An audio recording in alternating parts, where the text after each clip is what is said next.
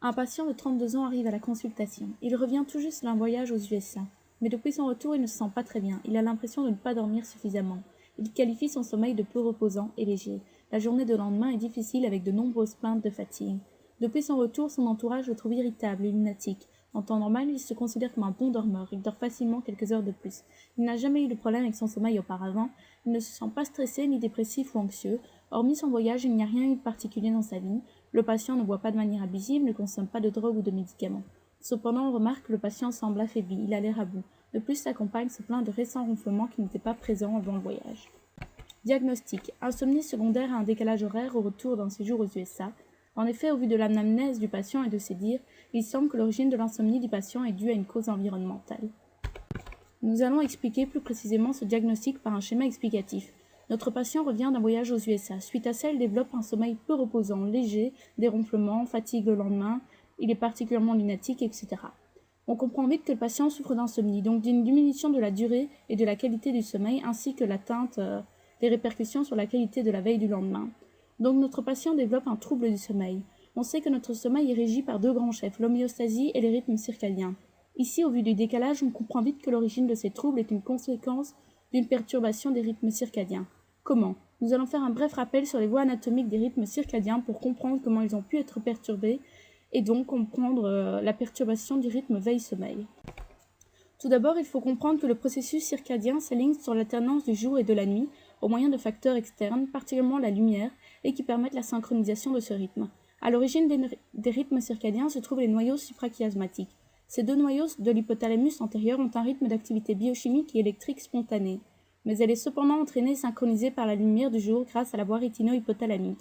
À partir des noyaux suprachiasmatiques, les informations sont reliées à plusieurs structures, dont la glande pinéale par une voie polyneurale complexe. Ici, on s'attend à ce que les deux structures du diencéphale soient connectées directement, mais il n'en est rien. Elles font un détour par la moelle épinière avant de revenir à la glande pinéale.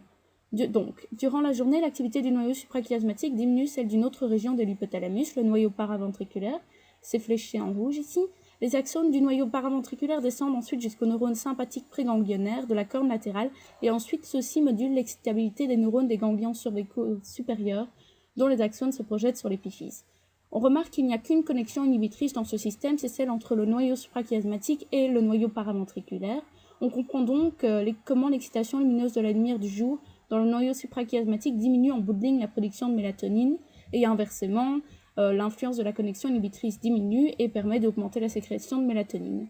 Il faut savoir que le rythme nictéméral s'exprime dans l'ensemble de l'organisme par une baisse de la température grâce à une hormone cérébrale, la mélatonine, qui est donc synthétisée dans l'épiphyse. À partir de là, on comprend comment les rythmes circadiens du patient ont pu être perturbés. On sait que ce système possède un grand pouvoir d'adaptation, mais ici le décalage horaire brutal a complètement perturbé les rythmes circadiens et donc perturbe le rythme veille-sommeil, vu qu'il contrôle celui-ci. Le décalage horaire est modifié modifie les paramètres, comme par exemple la luminosité qui régulait les rythmes circadiens. Donc ce décalage horaire va provoquer une désynchronisation de nos rythmes circadiens et donc perturber notre rythme veille-sommeil, donc perturbation du sommeil, et la conséquence va être une insomnie.